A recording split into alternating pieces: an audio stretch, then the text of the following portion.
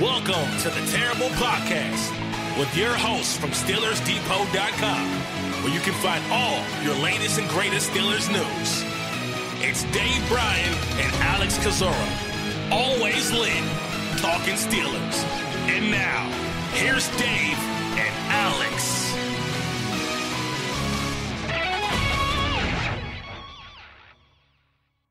Welcome to the Terrible Podcast, Season 9, Episode 91. He's Dave Bryan. I'm Alex Kozora, SteelersDepot.com. Thanks for hanging with us this Friday, Steelers Nation. Dave, anything new going on?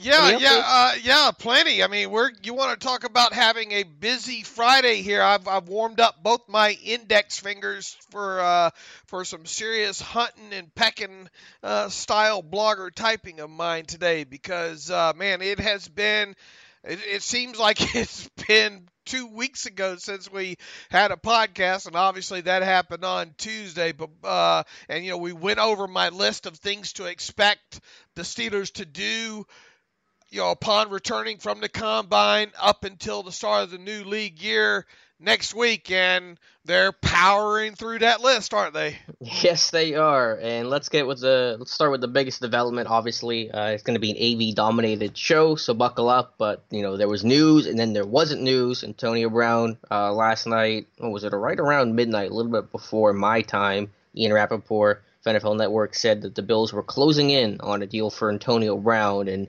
that report fell apart pretty quickly. I think by about 3 a.m. last night, that deal was nixed, and so Antonio Brown was a Buffalo Bill for about 4 hours, and now he's back to being a Pittsburgh Steeler. Yeah, and technically he never obviously wasn't ever a Buffalo Bill, but when this broke last night, or supposedly broke, can you consider fake news breaking news? One of those tree falls doesn't make a sound kind of deal. Right. When this thing started to come out there, I was shocked. Initially, I was like, the Bills, and I think my first retweet of Rappaport's tweet was Bills ? Like 5 question marks with it. And then we saw the NFL post it to their Instagram account where Antonio Brown at one point put fake news underneath it.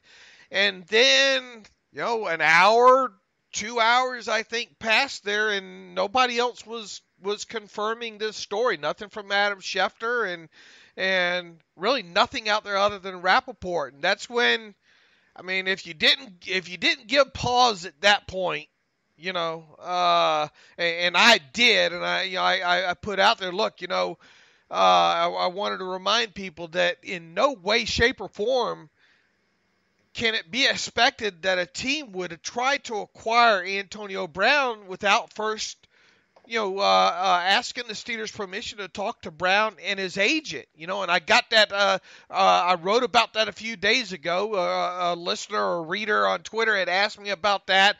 A question similar: Could AB blow up a trade or whatnot if he didn't like it? So my assumption was that the Steelers would allow a team to talk to AB, and that a team would probably request permission to talk to Drew Rosenhaus and AB, and just in case, I checked with our buddy Joe Corey, former NFL agent, and he even gave me an example back, I forget exactly what year it was, but back when he was an agent for Patrick Surtain, and Patrick Surtain was traded from the Miami Dolphins to the Kansas City Chiefs and was wanting a new deal ahead of that. Then, at that time, the Dolphins gave permission to for Kansas City to negotiate with Joe Corey and the player and everything that went along there. So, I think it would be absolutely foolish based on the demands that Antonio Brown has had out there on social media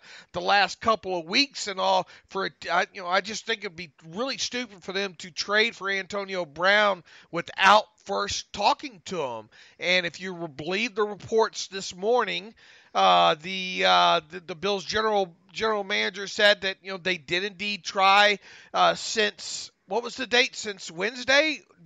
Tuesday. So since Tuesday, they've been trying to work on a trade for AB, and it couldn't get put together. Then there were reports, obviously, this morning Friday morning, stating that Antonio Brown didn't want to go to Buffalo. Now, I'd like to hear that out of Kevin Colbert's mouth, but you have to believe at least that end of it, being as how multiple people are kind of reporting that, both on the national and local level there. So, if that is indeed true, then to some degree, like it or not, Antonio Brown does have somewhat of a say where he gets traded here. Absolutely, he does. And I know people have gotten on, Colbert for saying, we're going to dictate terms here, but that was just in the sense of AB's camp doesn't have permission to try to seek out a trade. Just the Steelers will control the initial offer, and then, like you said, they'll have to go to AB and Rosenhaus if you're the other team to try to finalize the deal, to make sure, talk contract terms, to talk, just make sure that AB wants to go there. And here's what, we were talking, you, me, and Matthew Marcusy DMing last night, and I said this around 1 a.m. when the deal was kind of up in the air. I said, honestly, though, they probably had something close, but if AB doesn't want to go, and I'm sure he doesn't, he can pretty much end it, just refuse to play, get Buffalo to back out, and that seems to be what happened. The Steelers and Bills were probably getting close to a deal, and then Buffalo comes in and, checks in on AB's side, or the Steelers go to AB and says, hey, we have this agreement with Buffalo, take your temperature on that, and AB obviously does not want to be a Buffalo Bill, and so that ends that. But yeah, there's no way that if you're a general manager or whoever in charge, there's no way you trade for AB without getting permission to talk to AB and his agent, right? Oh, 100%. You said it best. You got to be fired if you make that trade without talking to AB's camp. Then why are so many people having issue with this? It seems on social media saying, well, the Steelers should just trade him anyway. That's not how it works. This is not Madden. You just don't push the button and he's gone. If a team trades for AB right now, without talking to him and his agent, it's absolutely ridiculous. And they get what they get at that point because of the way he's acting and the things that he said. You got to know what his demands are going to be on the other side there. So, and if he even wants to play for you at this point. So, I guess now the question becomes, now that we seemingly have had a trade fall apart, and I use that kind of, we don't know for sure, obviously, we're not involved. We haven't talked to anybody in this. We're just going off the reports. But if he seemingly has blown up this trade here, what are his trade value is already plummeted in my view. I've said all along that don't be surprised if they don't get a first or second round pick. And then, I said if they do get a first round pick, it's probably going to come from the Raiders. At this point, how surprised will you be if they get a first round pick? And how many teams, Alex, do you think are in this thing right now? Yeah, that's the bigger question. Forget about getting a first-round pick. Just how many teams are left to give you anything? We heard the reports from ESPN that Washington's out, Tennessee's out, New Orleans was out. I don't think the Saints were really ever in. Green Bay, I think, was reported this morning from, one of their beat guys that they're out. They don't have any interest.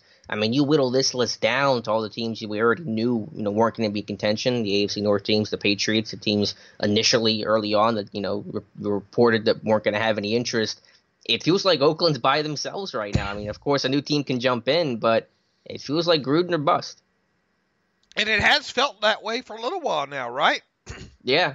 And is Oakland going to do what they did last year with Martavis Bryant and bid against themselves to try to get AB, or are they going to be able to wait it out? And teams are in a position right now to wait it out, let the Steelers pay that roster bonus, or let that price fall into at least a second-round pick, potentially even something lower than that, and get AB on the cheap. All right. So what are the Steelers' options right now?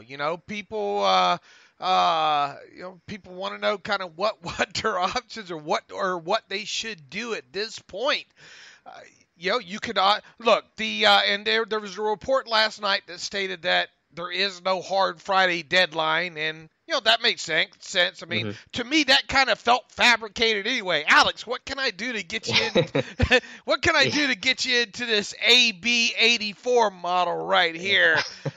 Alex, can't you just see yourself cruising down the Las Vegas Boulevard with AB in tow here? And look, I don't normally do this, but I'm going to go to my owner. I'm going to see if I can get you the undercoating on AB84 here. That's the way it kind of felt when that report came out on Thursday evening there. So, look, the roster bonuses due. We all know when the roster bonuses due, the 5th day of the new league year coming up. You still have a span of days before that happens. Obviously, the Steelers don't. Art Rooney II probably gritting his teeth real hard right now, but. Is it a sin to pay him that even though you really don't want to? The answer to that's no. It would, it's a $2.5 million fee to basically try to hold on to him up until the draft. But as I stated, I think that last podcast or the one before, how much different is the offer, your best offer, going to change between now and then? Because that gives AB even more time to kind of blow up whatever trade value he has. And obviously, he's only going to want to go to select places anyway where he thinks he can win. And that whittles it down a little bit more. So, what do you do? Do you just pay him the $2.5 million, throw him in the corner, let him sulk, and say, all right, we'll play your silly little games, and it'll cost you money as you go along here, and you won't play anywhere if we have any say in the matter? Man, that just seems like such a bad option because, one, you don't have AB, so your team on the field is worse off for it. Then you have the drama aspect. The questions will continue. AB's not going to be quiet about it, whether he's playing or not in the offseason. You're going to hear a lot from him, I'm sure. And you don't get any compensation back in return by losing AB if you did in the trade. So I feel like the idea of just keeping him and letting him sit, which I'm not even sure he'll do. I mean, I get what you're saying because it's getting really dicey at this point, but that just seems to be the worst case scenario. Here's my answer. If I'm Kevin Colbert, you got to drop that asking price. That first round pick, yeah, I know that's what you want, and yeah, in theory, that's what AB's value is given the talent, and he's a future first ballot Hall of Famer, and that's what you think you should get, but you're not going to get it. And you're coming up on a deadline here, and you're not paying $2.5 million to get back a second-round pick in July. That's not good business. So try to get that second-round pick now. I think if you lower that asking price, you'll get a team in, you'll get this deal done before the 17th. The drawback to pushing them in the car, what I'd be tempted to do, and I put this on Twitter too. What I'd be tempted to do is to pay him that $2.5 million, let him sit, call his bluff here. But obviously the drawback to that is how many more media interviews is he going to do? How many? He obviously would give us something to write about every week, but between now and the draft and more distract. How much more? What is the price level worth the distraction? I guess what is the compensation? Where is that line that you draw in the sand to say, yeah, okay, we'll take this just to be done with them? I mean, I'm with you. I think we're third round, fourth round territory right now. Get what give them to the Oakland Raiders for a third or fourth and get done with them. I know a lot of people wouldn't like that, but I'll tell you what, I've already said that there should be a Kevin Colbert Day and recognized by Steelers Nation if Kevin Colbert gets a first. If he gets a first now, it should be a Kevin Colbert week that's recognized. If he gets a first now, there should be Colbert. There should be a parade with Colbert in flowing robes and bells ringing for 24 hours and all the children out of schools that entire week because. Man, Alex, I just don't see it right now. And shame on the Raiders, to me, if they give the Steelers a first at this point, they already got bamboozled once with a third-round pick for Martavis Bryant. It's time to turn the end of that shaft back around, if you know what I'm saying, on the Steelers here. So, this thing has been nauseating for quite a while now, and it just seems like it's going to be that way for a little while longer. I look forward to the Steelers playing at Kevin Colbert Field if he gets a first-round pick for AB this offseason. I don't think it's going to happen. I still think a second is possible. I mean, it really sounds like I know there's a lot of reports going on, but I think it was a Pro Football Talk that says the Steelers are still trying to stand firm for a first, so that's where they're at. I think if you drop that down to a second, and maybe you do a pick swap somewhere else, you work something out to get a deal done. So I don't know if we're in fourth-round territory yet, but basically what happens if you keep them, and you pay the roster bonus, and you go through the draft or whatever, I mean, that's going to just tell AB, and it's obvious to anyone, that there's no trade market for Antonio Brown, that no one wants him. They're going to sit and wait. And AB's been angling this whole time, as futile as it's been so far, to get released. So he's going to just do everything he can, because he knows the Steelers can't trade him right now. He's going to try to get released, and he's going to go on this big media tour, and, AB uncensored for an entire summer, and that's bad news for Pittsburgh. Who's winning this right now? AB's winning, isn't he? Yeah, it's hard. I mean, it's guerrilla warfare, but it's hard not to say AB's winning it, I guess. I mean, it's not over till it's over, obviously, but he's going to end up somewhere, and it doesn't seem like it's going to be. How do you even go about integrating him back in? It's just not going to happen, right? I mean, at this point, it's too far gone, him ever playing another down with the Steelers, right? I mean, because he's going to want more money, and they're not going to give him any of the barbs that he's thrown at Roethlisberger. I mean, I don't see how he can stay on this roster much longer, and why in the world are you wanting to keep him on it all the way up into the draft? I mean, you want to talk about nauseating. I suppose you can, but every time Colbert or Tomlin or whoever talks to the media, they're going to be asked about it. Yeah, I can't see any way, and I've said this for a while now, that AB stays and you make it work. I think the bridge is burned. I think it's unfixable. I think the comments he's made about Ben and Tomlin, the organization, is just crossed the line that you can't go back on. You can't put the toothpaste back in the tube. Right. We'll sit and watch now. We'll continue to sit and watch, and boy, Ian Rappaport. Good luck, Ian. Yeah, I mean, you had the Ben stuff years ago, and hey, I don't know what the sourcing was. Maybe he got burned. Maybe he jumped the gun somewhere. I mean, I believe there was some truth to it. I believe maybe if AB had been agreeable to going to Buffalo, a deal would have happened. But those are the things you got to think about when you're reporting something, and not a good look for him. That's for sure. Right. Well, we got a lot of other news to talk about as well, too, don't we?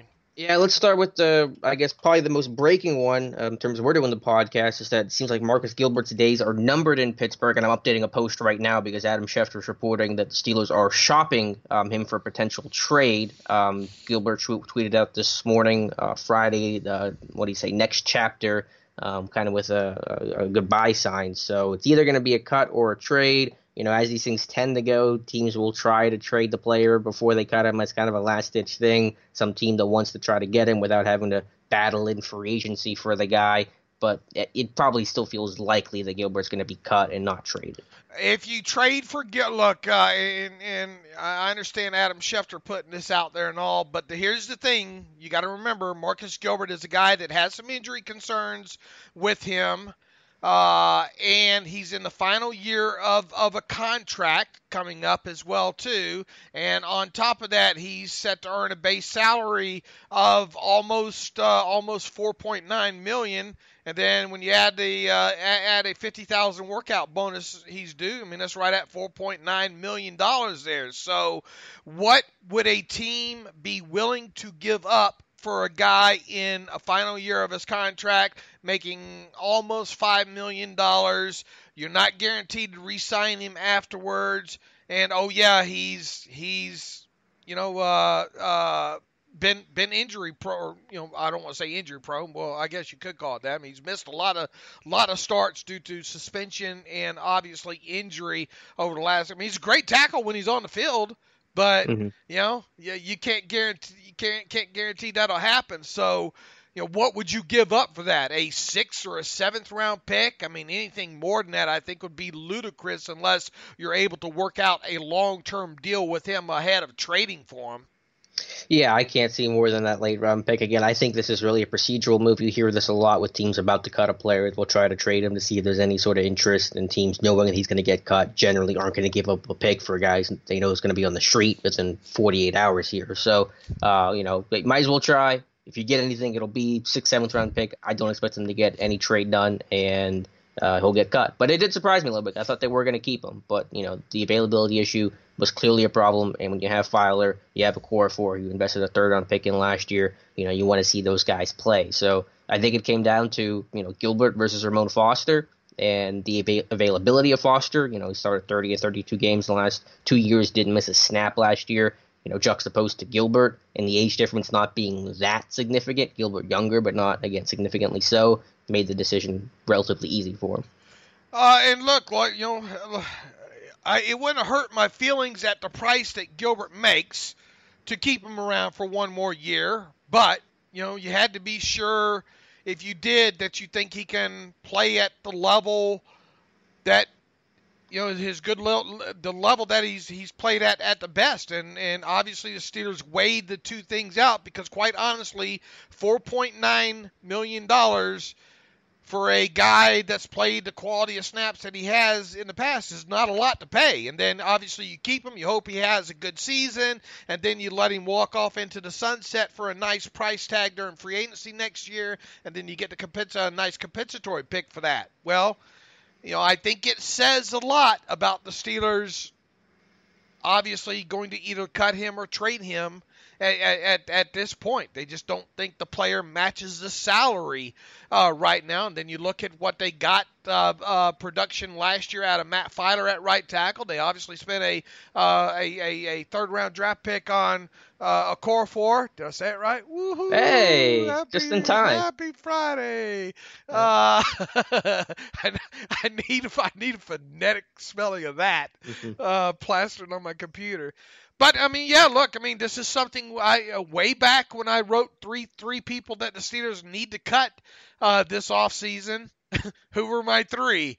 Morgan Burnett, Marcus Gilbert, and Bud Dupree. Now, that was my viewpoint on the 3 they need to cut. Obviously, I don't think that Bud Dupree is going to be in that cut line, but it certainly looks like the other 2, Morgan Burnett and Marcus Gilbert, will be out the door.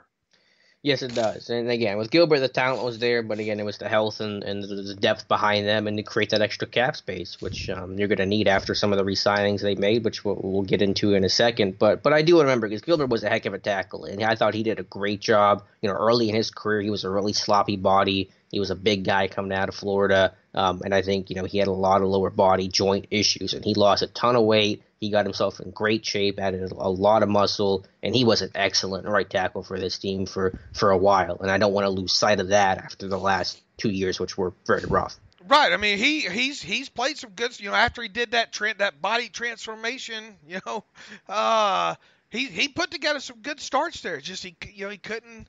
You go back to the start of really almost the season before that, right, where he had the hamstring injury, and then of course that ended up in the 4-game suspension at some point there, and then you fast forward to last year and the injuries. I mean, at some point you got to draw the line, almost like Willie Colon several years ago. You kept thinking, okay, but I mean the injuries kept lining up there, and I think it says a lot that they're trying to part ways with him, even though I don't want to say only $4.9 million, but I mean for how he's played in the past, that's not a large sum.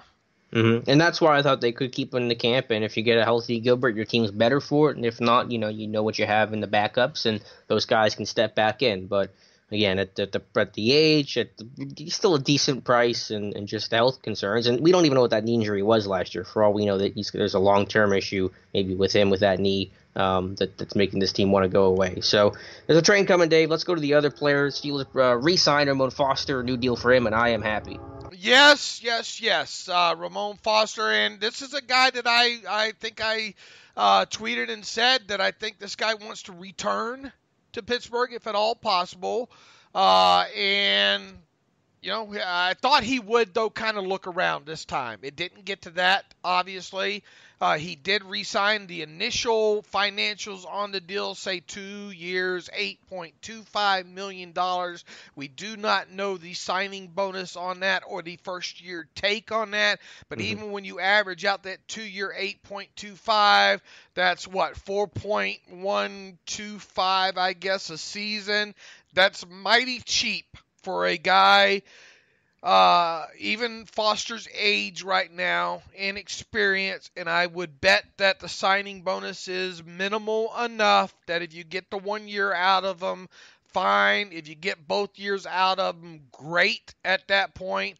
He obviously deserved to earn more throughout his entire career, but that's just not going to happen in Pittsburgh. I mean, we've seen Foster actually play a season or and a half, really, at kind of a Pro Bowl level, if you will. Probably the most consistent. Every time I talk about Ramon Foster and his play, I always go back to probably the most consistent lineman the Steelers have from left to right there. That means a lot. It's good to see him back for what will obviously will be his final ride. And now the question is can he stay on the field and can he continue playing at the level he has the last couple of years?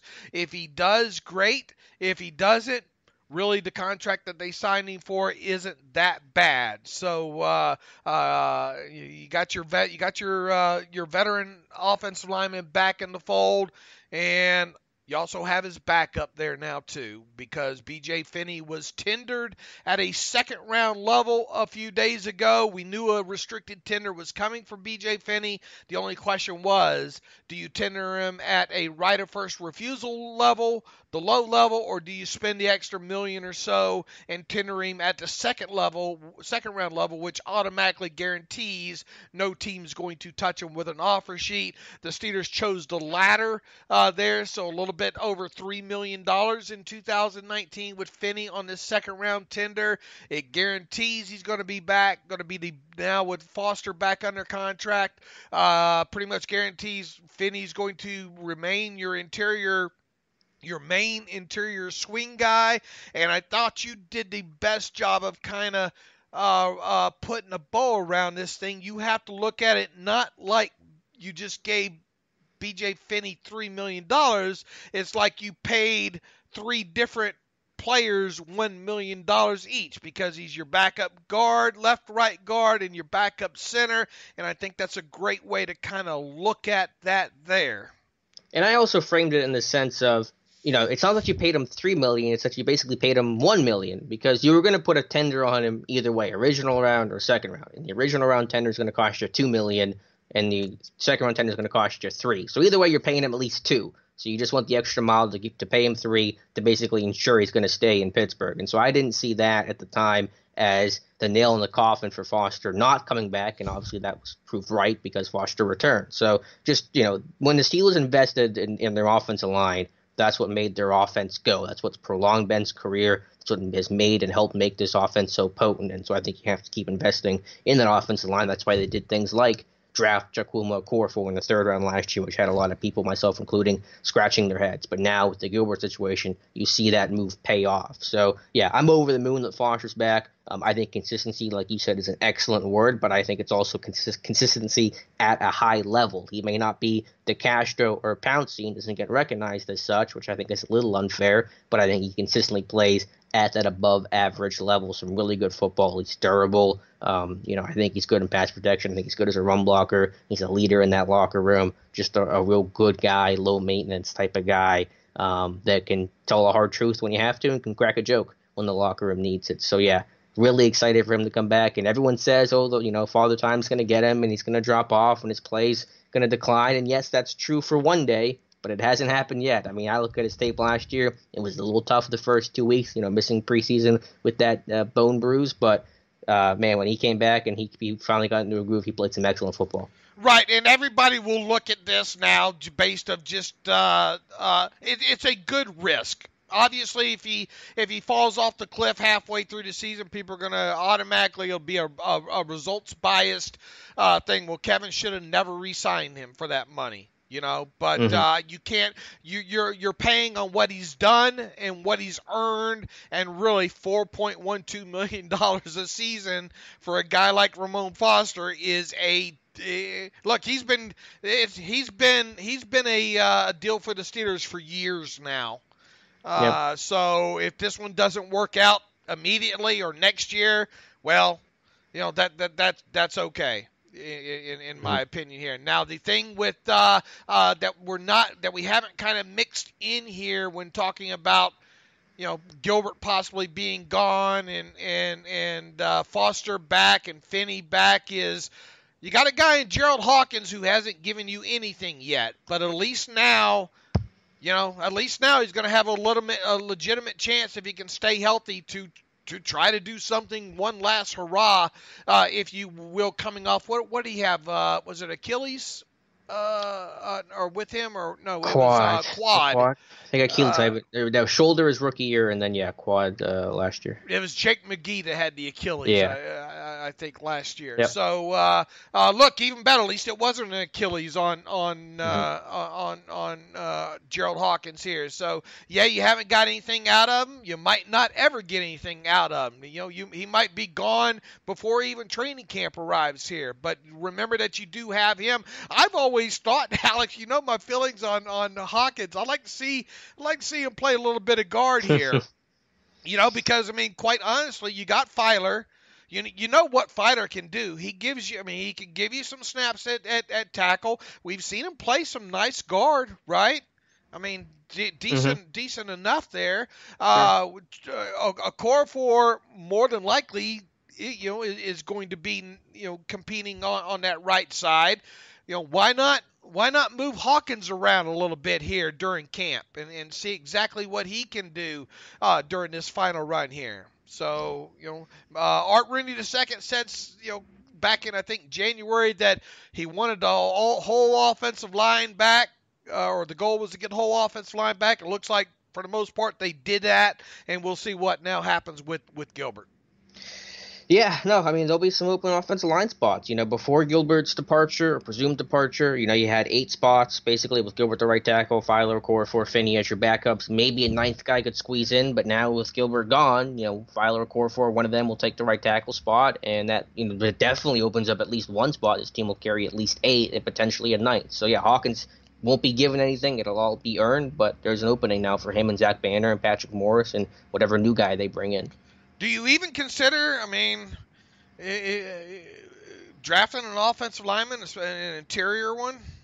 Yeah, day 3, sure. I think it's possible. I'm not gonna guarantee it, but I won't discount it either. Yeah, I guess if you get one that sticks out to you, but boy, look, we saw last year, right, with Okorafor, and Kevin Colbert forever says, don't pass up on good players. It'll come back to haunt you. Yep, and continue to invest in an offensive line, create competition. That's how you've made this line transform from the Darnell Stapletons and Justin Hartwigs and those guys to what you have now, which is one of the top offensive lines in football. Speaking of offensive linemen, I wrote several weeks ago that in addition to Ben Roethlisberger getting a contract extension this offseason, we should expect Maurkice Pouncey to get a contract extension later on in the summer. Well, the Steelers moved up the timeline on that. So Maurkice Pouncey signed basically a 2-year extension. Probably ripped up the upcoming 2019 season, made a 3-year contract out of it. However you want to frame it, new 3-year deal or 2-year extension. I don't care. Tomato, potato, kind of thing. But Maurkice Pouncey, the new money reportedly in this deal is $22 million, and when you throw in in 2 new years. That averages out to $11 million average in new money.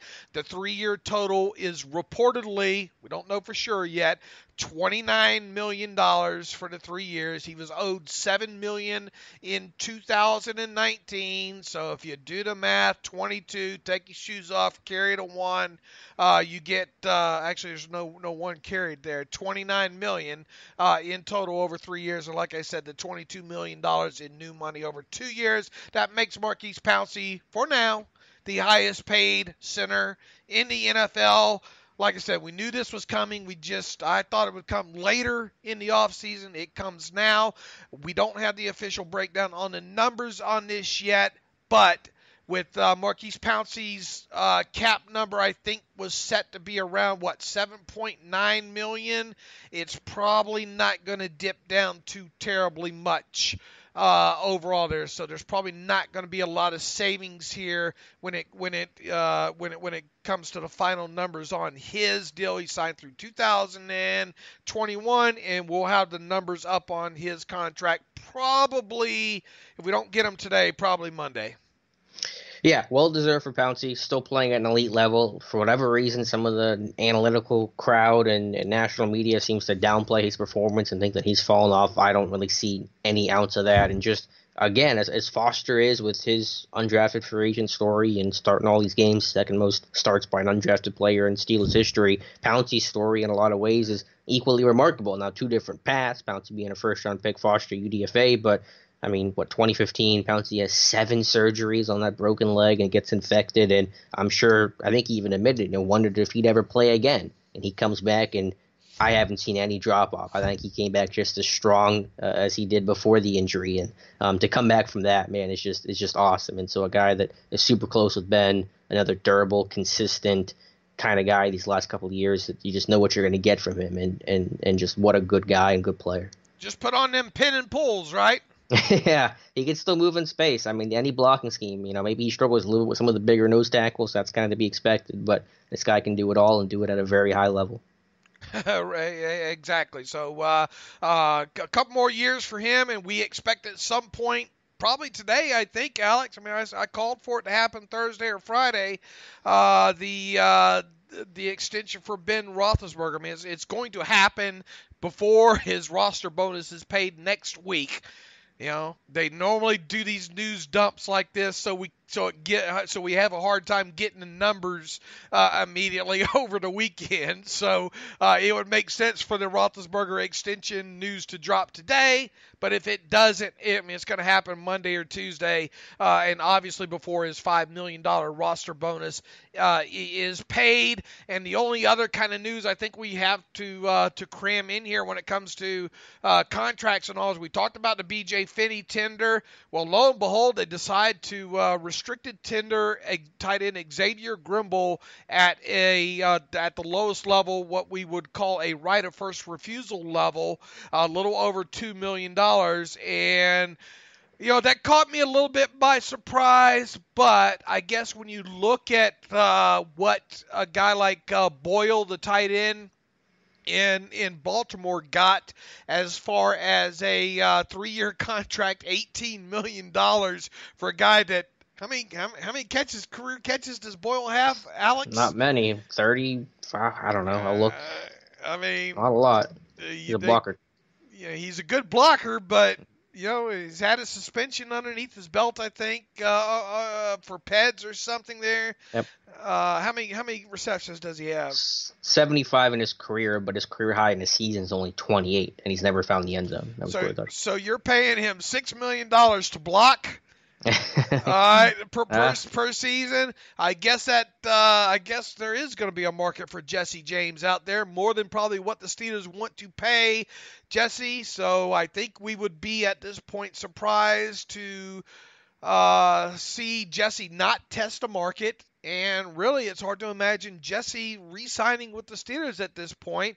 And it sounds like the Steelers are preparing themselves for that by, just in case, putting a low tender on Xavier Grimble, so at least they have a body back to go along with Vance McDonald that knows what's going on. Now, these tenders, especially in the case of Grimble, means absolutely nothing as far as him guaranteed to make the 53-man roster. However, if Jesse James is not in town, Grimble's chances increase quite a bit, but Grimble will still have to prove and earn that job during training camp. But it does make more sense now after seeing Boyle, the deal that he got, and then kind of, suggesting that now that Jesse James is going to have a market, as to why the Steelers decided to restricted tender Xavier Grimble at a right of first refusal level. And I don't think you have to worry about Grimble signing an offer sheet with anybody. Yeah, I think you're safe there. I mean, it makes a little more sense, but it was surprising. I thought, I wasn't opposed to bring Grimble back. I know you want to cover yourself because in case Jesse leaves, but you could bring Grimble back on a $1.2 million, 1-year deal in free agency. I don't think you had to tender him to bring him back, and I think even if you did lose him, I mean, the world's not going to come crashing down. So it was a little surprising to see. I mean, Grimble's always had talent, and he's flash, and he looks good getting off the bus, but the consistency hasn't been there. Being able to, just make that impact, get on the field, has always been tough for him. So it was a little surprising. Dave, do you think Jesse could get $6 million per year like the way Nick Boyle did? I mean, that's just. I mean, I think he'll get more than people think, but 6 seems like a lot. Man, I mean, if Boyle can get 6, what can Jesse get? I mean, yeah. I mean, look, Jesse's not the blocker that Boyle is, I don't think, but he is consistent enough, and he might be. He might be. To me, he's a better pass catcher than Boyle is, better route runner. Yep. So, you're paying for, if you put those things together, then, there you go. Yeah, that Boyle deal was weird. I mean, and they drafted Andrews and Hurst in the top 3 rounds last year, and they're giving Boyle this kind of money. I mean, they're going to run like a 4 tight end offense with Lamar Jackson next year. So, I don't know. I feel like Jesse's not going to get 6. I feel like that's just, I think Jesse can get kind of a Ramon Foster type deal, maybe a little bit more. 6, I just feel is a little too far. And I'm a big Jesse James fan. It's going to be a punch in the gut if he goes. I wrote the article yesterday talking about how much I want Jesse to return, but even I don't think he'll get 6 per year or should get 6 per year. Yeah, well, I mean, look, people seem to think there's a market for him, and Jacksonville and Buffalo evidently looking at tight ends and supposedly have an eye on him as well. So we'll have to sit and see how see how it plays out here. But I'm not expecting him back now. My feelings won't be as hurt as much as him not returning as possibly yours will be. I think. I think you can move on without him. I don't think it's as big of a kick to the stomach as you see it to be. Here's why I think that it is. Not because of his traits, not because he's some dynamic player or elite blocker or anything like that. It's the consistency, it's the durability, it's the dependability that he brings that's going to be really tough to find anywhere else, especially when you have Vance, if he can stay healthy, McDonald, and I know he did last year, but you're always kind of waiting for that injury to crop up. So this is the guy in Jesse James who practiced, and I added up all the numbers. Jesse James is practicing 272 of 273 career practices. The only one he's ever missed was the 13th day of training camp, his rookie year, because it was a death of his best friend. He went and attended the funeral. That was the only one that he missed. And so when you have that guy that plays hurt, is tough, you know it's going to show up on not only on Sunday, but every day in practice too. There's a lot of intrinsic value that's hard to see on the field, but I think is really valuable to the coaching staff. And when you have Vance with his injury concerns, and it's so tough to try to find rookie tight ends that can come in and play right away, I think those traits and those values are going to be really hard to replace. And you just made a case for him to make the $6 million. I'm going to get some commission off of that. You really did, right? I wouldn't have thought his market would have been this high 3 months ago, but definitely not. When you see what Boyle got, he's going to be pointing. You got to know that his agent's going to be pointing to that contract, I think I'll be surprised if he doesn't get that, or at least not, close to it. And that's obviously the Steelers aren't going to give him that, right? No, not 6. Nope. And not even 5. Yeah, I mean, I would do a Ramon Foster type deal for him, and maybe a little bit more. Would you do that? What's your feeling, James? I wouldn't go that high with him. I mean, no. He is. I'm not saying that he's not worth it. I just don't think the Steelers have the room for it. You know what I'm saying? Yeah. You gotta make the cut somewhere. Sure. Yeah. I understand. If you're gonna bring back your 30-something-year-old tackle at $4 million, you got to make sacrifices somewhere else. If you're gonna tender a backup interior lineman at $3 million a season and a backup tight end at $2 million a season, you got to make the cut somewhere, unfortunately. Well, I wouldn't have tendered Grimble. That saves me $2 million there. So instead of Jesse costing 5, maybe cost 3 if you do the math. For the first year at least. So, but point taken. We'll see what happens when free agency opens up. Sometimes these guys do circle back. We know there's been Steelers before we thought were 2 feet out the door, then magically came back, and I'm not going to discount it. I think it's certainly possible Jesse's gone. Dave, I wanted to ask you one last question with the offensive line. I know we kind of touched on it, but I want to ask you just outright. Who's the starting right tackle in 2019? It's obviously open right now. I think you hope that Okorafor gets it. So I think they'll give Okorafor every chance to do that. And I think, much like we've talked about how disappointed we will be if Mason Rudolph does not win the backup quarterback job this year, I think we should be just as disappointed if Okorafor does not win the right tackle job this year, right? I wouldn't put it in quite the same terms, but I get what you're saying. I mean, I think it'll be an open battle, and they'll compete and let the best man win. I think the hope would be for Okorafor, but I wouldn't be as upset about it, I guess, if Okorafor doesn't get it, as if Rudolph doesn't get the backup job next year. You have both your third-round picks not winning backup jobs. That's going to be disappointing. Well, I guess with Okorafor, one, we know that Filer played really well last year, and so I can see, there's that. He's a little bit older guy, and also that Okorafor is such a young guy and was really raw coming out, that I can understand that, and also can see the value in having him be the swing guy and be the tackle eligible. I think he's better suited for that role than Filer is, more athletic guy. So I can see some extra reasons. It's you want Okorafor to win that job, but I could swallow that pill more if Filer does more than so if Dobbs beats out Rudolph again. All right. Mostly because Rudolph is being billed as the guy, the franchise, the heir to Roethlisberger's throne. Okay. So that's my take on it. All right. I think the last Steelers bit of news to clean up here. The Steelers also assigned tenders to some of the exclusive rights free agents, and these were very expected, 100% expected moves. These guys aren't going to go anywhere because they are exclusive rights. Tendering Matt Filer, who we just talked about, and Mike Hilton, and that's no surprise at all. Yeah, a little over. What number did I put in there? 645,000, I think. I forget what the number was in there, but it's at their minimum per accrued seasons there, and those were expected on top of it. And remember all that cap space I told you that fans shouldn't get excited about several weeks ago? I said this, looks good on paper, but once all these things start coming due, it's going to start dwindling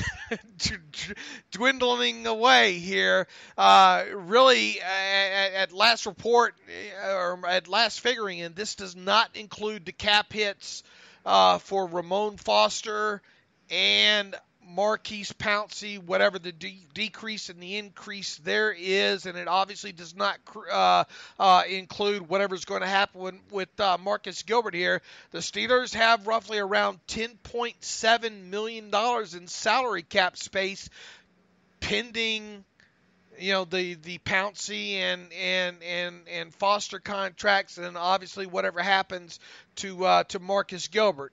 And we'll see what a Roethlisberger extension provides this team. So this continues to be kind of a fluid situation with the Steelers cap. Don't go jumping out your office window just yet here, but it's going to be It's going to be a little bit less than what I think people entering the new league year, going to be a little bit less than what people expected it to be. And keep in mind that between the Steelers are going to want to keep about $4 to $5 million in available cap space for in-season moves. Okay, so you might as well consider that a cap charge of $4 to $5 million right now.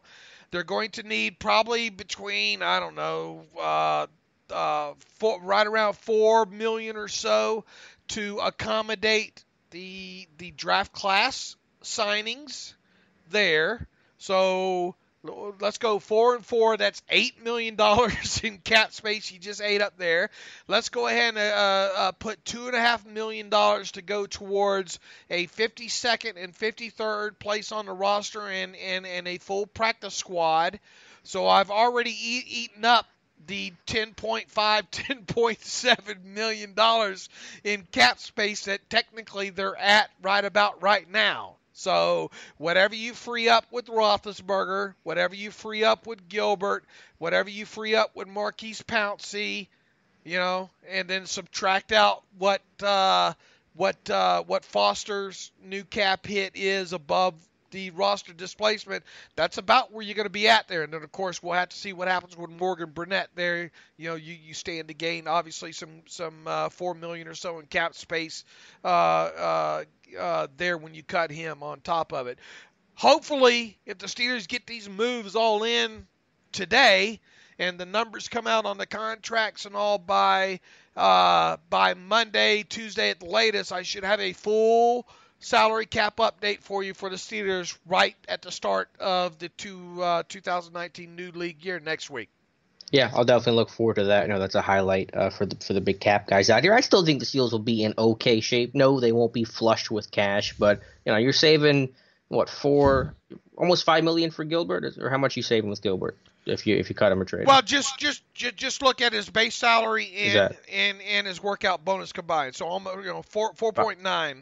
Okay, 4.9. You're saving 4 for Burnett, so you're at 8.9. Let's call it $9 million. You have Ben's extension, which will free up some amount of money. Pouncey will free up a little bit of money. That's you're over $10 million at that point. So it's doable. And the way you massage his cap, you've talked about it before. The way they'll work on is able to work this thing. Maybe you restructure to it. One guy, something like that. They're not going to have $30 million here, but they're going to have enough to make a move in free agency. Right, they'll have plenty to do something with, but they'll have enough to go get a big name and a big-ish kind of name. I mean, don't expect them to go get Landon Collins, right? Don't expect them to go get Mosley.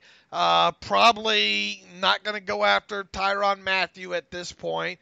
I mean, it's going to be one of those mid-tier names that the Mike Mitchells of the world maybe, and then 3 or 4 other lower-tiered guys. I mean, Kevin Court's basically already told us he doesn't make splashes, so I wouldn't expect a huge splash in here, but what I do expect them to do is to fill a lot of the holes that we perceive them having with a few bodies so that it still keeps their options open in the draft. The kind of stuff every year that drives Steelers fans crazy.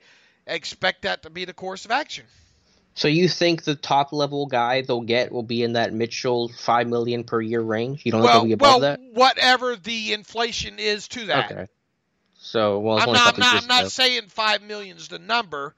I mean, that number now with inflation is probably, 7.5 a season guy. Okay. And obviously, if you get a 7.5 to $8 million a year guy, that's not going to be his first year cap hit. Right. Sure. It's going to be lower. It's going to be $3 to $3.5, $4 million cap hit in 2019 on a guy like that. But you're not going to go get 2 or 3 of those $8 million a year guys. No.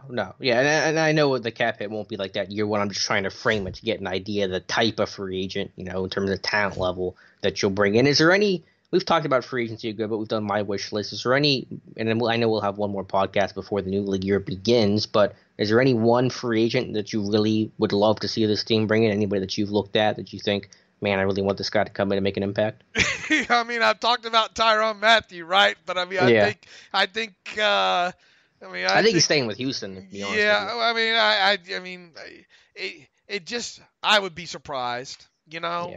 Yeah. Look, and one guy we haven't talked about in this show yet that maybe we should, even though we know better, is Eric Weddle. I mean, we have both bragged about this guy quite a bit, but you know, going by the post that I dig up that I wrote back in 2015 that I have to dig up every time, this time of year every year, the Steelers just don't add outside defensive free agents over the age of 30 during the main signing period for more than minimum.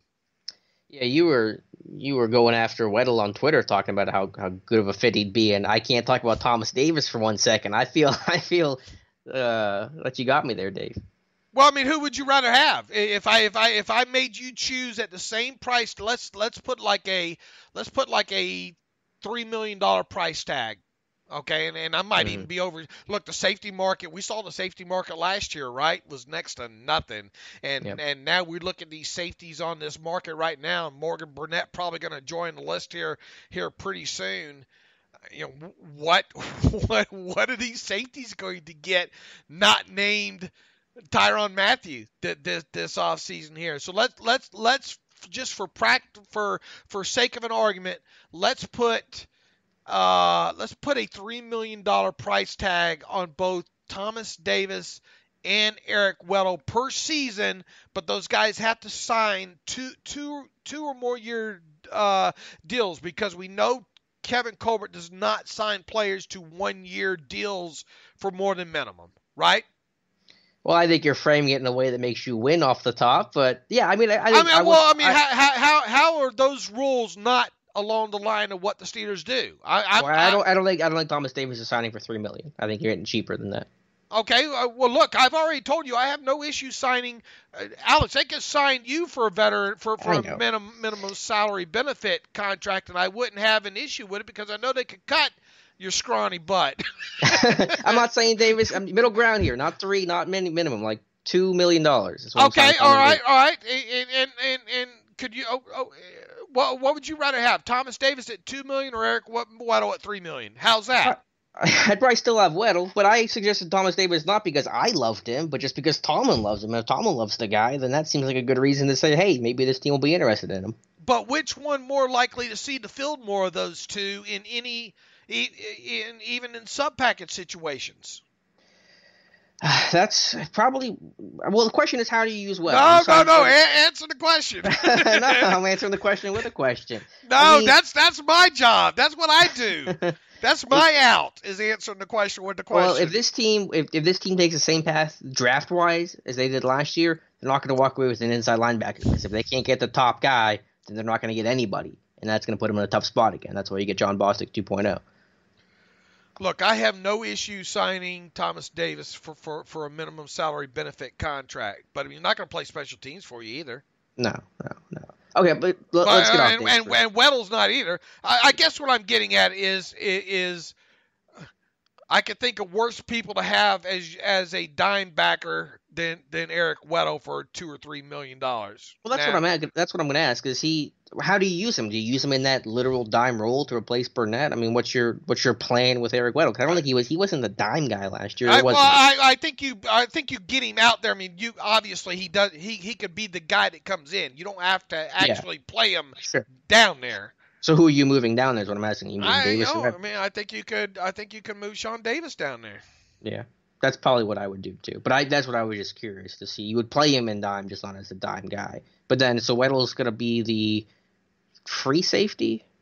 I would think so. I mean, he's so damn smart, man. I mean, yeah. You know, he helps you disguise your damn defense. What he gives you as far as X's and O's and the ability to disguise your defense helps make up for what he has lost from a athletic standpoint, in my opinion. The things that you can do with him scheme-wise, I think, helps out quite a – you saw it. I mean, look how good that defense was last year, and look how many times that I think a couple times I posted on Twitter even too. Look at how late he moves in the pre-snap process that makes it so hard to get a bead on what the Ravens do. And we all know that deception and defense in today's NFL really goes a long way. Now, here we are fawning all over Davis and Weddle.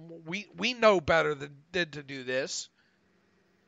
Yeah, I mean, well, first, I'm not fawning over Davis. I just wanted to suggest him a couple times. Yeah, I mean, the odds of either player coming to Pittsburgh, I think, are pretty remote. That safety market, though, is a really good question because you're right. It took a big hit last year, but there is a ton of talent this year. Earl Thomas and Landon Collins and Matthew and Adrian Phillips, if you consider him a safety, and Stewart. Clinton Dix, Darian Stewart, yeah, getting released. I mean, so I don't know if this is going to be a hot safety market or a terrible market or hot for just the top guys and suck for everybody else. I don't know. It's going to be really fun to watch and see.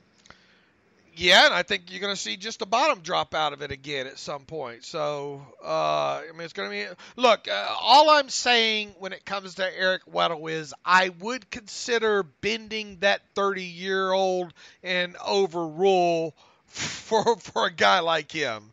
Yeah. I mean, he's not going to do you any damage in the locker room. We know that. Yeah. Him and Ben are good friends, yada, yada, and he can still play a little bit of football too. So that's all I'm saying. But on the flip side, and it didn't take me long to bump up that post, like I said, the odds of that happening are slim, even at whatever low price, because the Steelers just don't generally – well, they don't. I mean, you have to go back to Mike Jones in 2001 is the last outside defensive free agent the Steelers have signed for more than minimum during the primary signing period. Yeah, that's nuts, but that's been their MO. So, all right, Dave, I think that was most of what I had. Am I missing anything here? Well, I guess you did ask me some other free agents here. I mean, yeah. I know it's not sexy, and I know people hated it when I wrote about both of them, and it's no disrespect for the list that the wish list that you put out, both offense and defense recently, which is obviously well researched and to some degree fathomable. A lot of those names on there. Kevin Johnson just got released by the Houston Texans.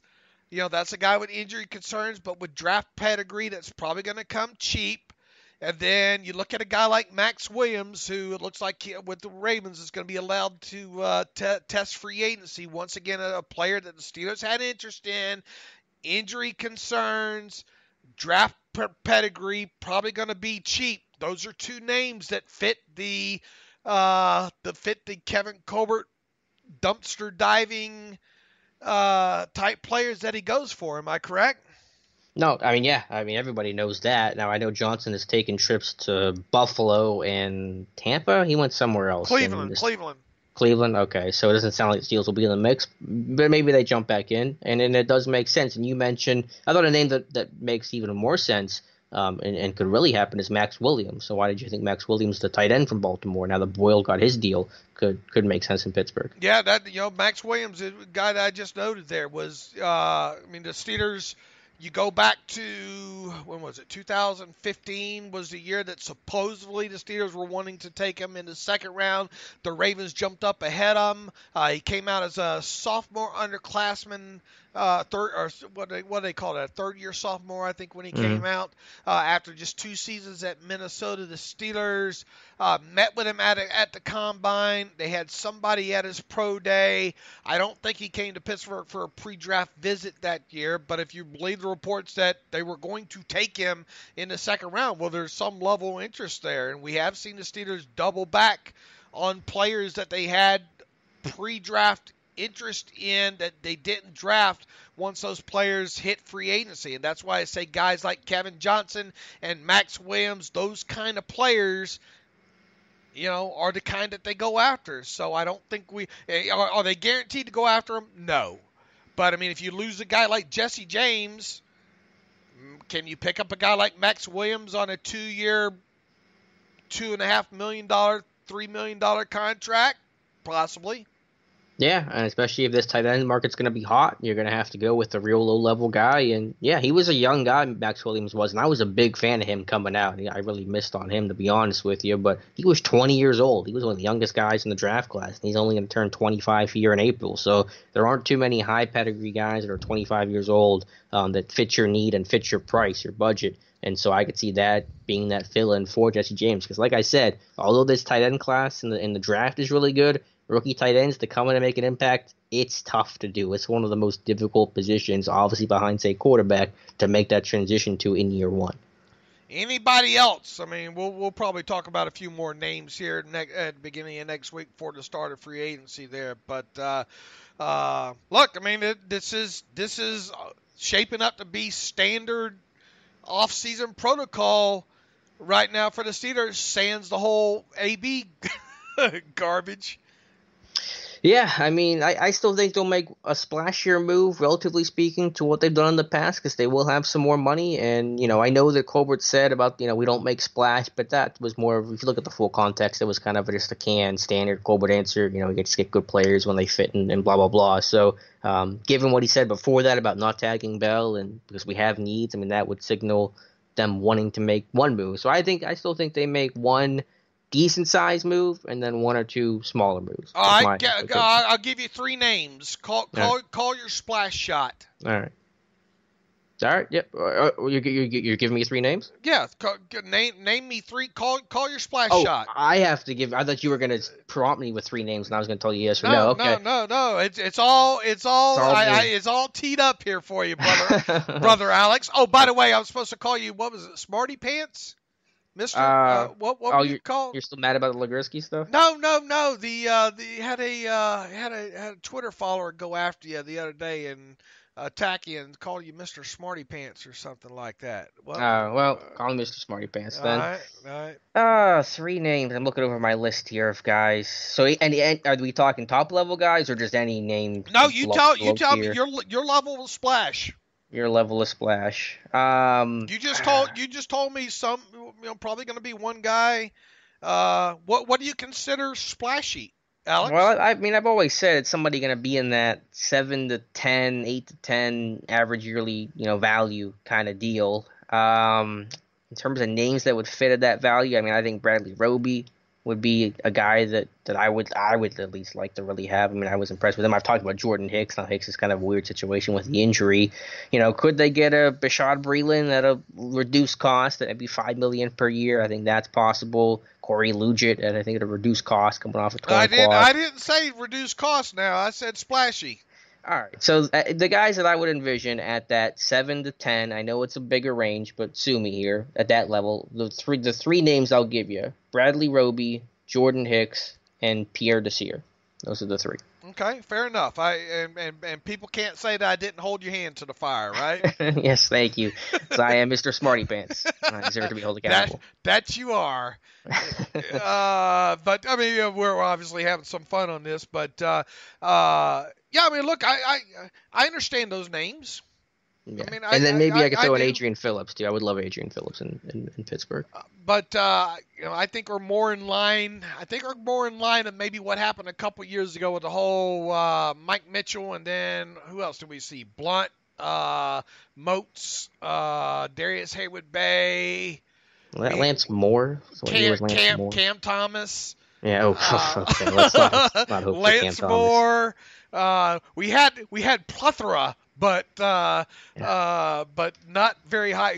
Mitchell obviously was the big name that year. Yeah, my mom just weighed in on AB. She just texted me, said, "Oh boy, for AB, Buffalo doesn't want him." So if my mom knows what's going on, then it's a big story. Yeah, no, you know what? My wife, she even said, "You guys got to be about sick about writing about that now." And I said, "You just don't even know." I said, look, and I was up front with her too. I said, it's a lot of traffic, but man, it creates a lot of traffic for the website, obviously, but we are about sick about writing about it right now.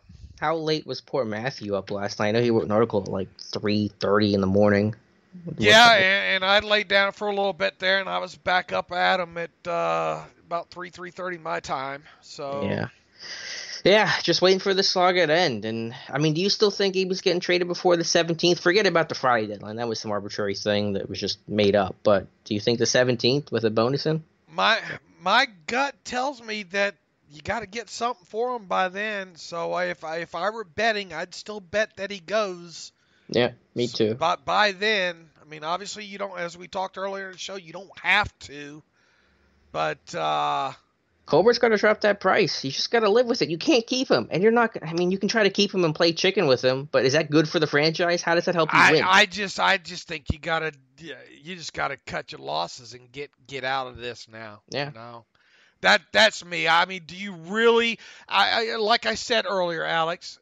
What price do you put on him remaining a distraction for your team, and how will that distraction hurt your team throughout the rest of the off season? You know, I mean, if you don't trade him now, I mean, do you trade him by the do you trade him by the draft? I mean, you almost have to trade him by the draft, and if you don't trade him by the draft, then you're basically saying, okay, we're going to let him sit, and it sounds great to recoup your cap money and make AB miss games, and let's teach AB a lesson. But at what price are you going to do that to having guys on your team having to answer for every quote that AB has? You know, that Ben did this or Mike Tomlin did this. I mean, just be done. Take the bag of footballs.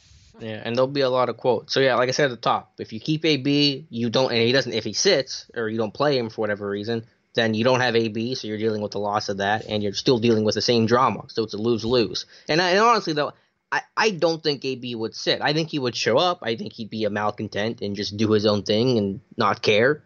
But I think he would also show up. I think he would make the Steelers have to suspend him. I don't think he would voluntarily sit out. All right, here we go through the email machine, and I don't need to tell you what a lot of these are going to be about, Alex. Got a couple guesses. From Nolan Braddock. Serious question, despite it not being likely. If the Steelers don't release AB and AB does not show up, do the Steelers get money back? Well, obviously, you cannot fine him for OTA stuff because that's that's not mandatory. That's volunteer. But if you got into training camp and he missed and he didn't show up for training camp, then you could obviously go after him for a little bit, or fine him, I guess you could say, when it comes to that. When you got into the regular season, he's under contract. He's got 3 years left on his contract. So, if he didn't show up and you had to suspend him for the amount of time that you're allowed to suspend him, then obviously you can recoup some money that way. I don't think that his restructure signing bonus that he got a year ago is subsequent to any kind of this kind of stuff. I'll have to double check for sure, but of course a portion of that $19 million signing bonus that he received in the original deal a few years ago obviously would be subject to, but it's not like you're getting a huge, obviously it all adds up to what he would make in a base salary a year. But I guess, yes, they would get money back, but I mean, is it really worth it? Yeah, I mean that's a whole new can of worms. So, I mean, let's get to that point before we start breaking down the X's and O's of it, and the dollars and cents of it. I mean, we're way too far out from that happening right now. From Zach Sabo, guess what this one's about, Alex? Why not threaten to bench Brown for the remainder of his contract? He seemed to destroy the Buffalo trade. Are they allowing him too much power? Look, he's got power because he's a high-profile player. You just restructured his contract. He knows that you have to do something with him. He said as much to Jeff Darlington in that interview last week there. He says he knows the Steelers have to trade me. Why wouldn't they trade me? They don't want me to be a cancer, a distraction moving forward here. So, yeah, I mean, you definitely have the right to threaten him and call up the other 31 teams right now and say, you know what? He's off the market. He's off the market right now. We're going to pay him his $2.5 million roster bonus, and we'll just deal with him. Sure, they have the power to do that, and they can say either play or don't play. But at what cost are you willing to do that with him? And would he really even show up and play? Yeah, I mean, that's what I said before, and I think he will show up and play, but I think he'll be the biggest pain in their you-know-what that you've ever seen, and he'll either just, make this team worse because of that, or force the Steelers' hand and force them to suspend him and make him look like the bad guy here instead of him sitting out at home. And he likes his numbers, he likes his stats, so I don't envision him voluntarily just not showing up. I mean, I think he could skip things like OTAs, maybe training camp, but when the games count, he'll be there. So, yeah, it's it's a tough situation. This one's from Steve DeLuca. Guess what this one's about? You guys say Steelers can't keep AB because he's a distraction. Is a distraction a real cost, though? How? To me, cost are things like diminished performance or salary cap space. Do you think hardworking AB would play poorly on purpose or retire on a 3-year deal? How does AB retiring compare to being traded from a salary cap perspective? Well, I'll answer you can answer the part about the retiring and the cap implications. There again, I don't think AB's going to go that route and retire, at least not in Pittsburgh. Now, it's hard to quantify, distraction and drama and things like that, how much it hurts you. It's easy to look at production or stats or, box score. But, when you're a team and you're going through some adversity, everybody's got to buy into the system. Everyone has to buy in what the coach is selling. And when things get tough, everyone has to come together as a group, and obviously AB is not going to be in that position. So those are when you start looking at the real, effects of this team. If AB, isn't following along and is being that distraction, being the drama and a source of tension and contention. So those are the issues that come up when AB is just clearly, he's not doing the things in practice the other guys are doing because he's doing his own thing. And how does Tomlin handle that in terms of punishment?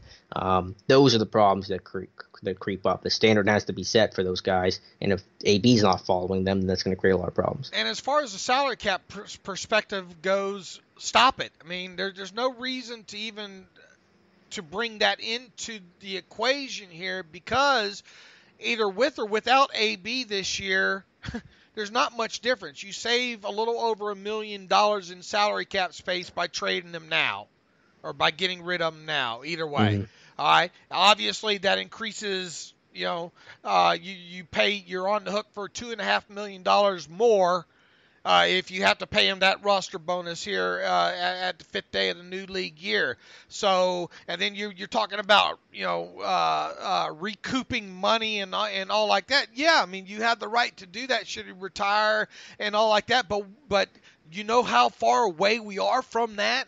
I mean, let's play in the now, or what might happen come the draft right now. I think people are getting way too far ahead of themselves. Yeah, like I said, the Steelers can play hardball with them if they want now and say, we're going to push you to the side. Do what you want. We're not trading you. And if you don't want to play for us, fine. Either you change your tune and agree to one of these deals that we're trying to send you to, or you do nothing. But at what cost is that distraction and that length of time worth? Yeah. That's the big thing I think right now that everybody needs to be focused on. Yep, that's a great way to frame it. From Alex Boo. Oh Lord, this is a long one. Alex, I'm gonna try. Let's see. Question. Really sorry. Legacy and Hall of Fame. I know that we have debated as whether Lev Bell made the correct financial choice, but did he make the correct legacy choice regarding the Hall of Fame? I once believed that Bell, Brown, and Roethlisberger were all in the Hall of Fame track. However, has Bell poor choices cost him a chance at the Hall of Fame? Look, I mean, he's not even in what Bell has done on the field so far, and I'm not going to read the rest of this. I'm sorry here, Alex, but I think it's way too early to even be talking about Le'Veon Bell Hall of Fame credentials. He's got a lot more to prove, I think, before we're even talking about Le'Veon Bell in the Hall of Fame. So no, I don't think his choices that he's made so far affect any of that. I think his Hall of Fame resume still needs to be written over the next several years, not how he's handled his contract situation. If he plays the way he did for another 3 or 4 years, the way he did a couple of years ago with the Steelers, then he's in the Hall of Fame talk. So don't even ask me about Le'Veon Bell and Hall of Fame and his legacy until he puts up another 3 more seasons like he had. Yeah, I thought Bell was on track. He wasn't, the lock that I thought AB was, before this past season. But I mean, it hurts him a little bit just for the fact you lost a season of production, and you're losing, 1,200, 1,300 yards and 10 plus touchdowns and all those numbers. So that's going to hurt you naturally. But it doesn't. He's not out of the picture altogether, like you said. If he can put it back together, and nor was he a lock in the first place. And, you ask about Brown. He asked into Brown. Brown, on the other hand, is still likely on track, but it will depend on his quarterback and weapons around him. Look, I mean, you look at these last 6 seasons that AB had. I know most of the Steeler fans are, and in fact, he broke down a phonetic spelling like a haunted hammer, Boo Hammer. Phonetic spelling. Alex Boohammer is the name. Is his name? Moscow, Idaho. I didn't know there was a Moscow, Idaho. Did you know that? I did not know that. I'm a big Idaho Vandals fan. Go Vandals. And that Kippy Dome. And about Antonio Brown, I mean, you look at those last 6 years that he's had. Are we going to see that duplicated anytime soon? No, I thought AB right now he could retire today and he'd be a first ballot Hall of Famer. And as frustrating as all this drama has been, I don't think it changes that. Thank you for the question, Alex from Idaho. Jalen Brown writes in phonetic spelling, Jalen. This is a good running joke we have here. Hey, guys, why do people want us to go after one of these safeties on the market? I understand that there are quality guys, but do you not believe the Steelers' hands are tied to some extent? You don't want to pull Edmonds off the field or scale back his play time after a decent rookie year, and you need to see what Sean Davis has.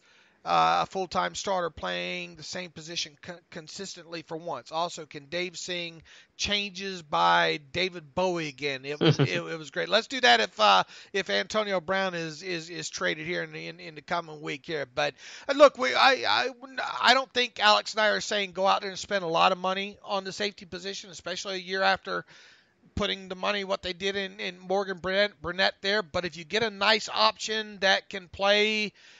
That can go on the field in a dime situation and perhaps maybe even play kind of, all 3 positions for around $2 or $3 million. I think you got to look at it.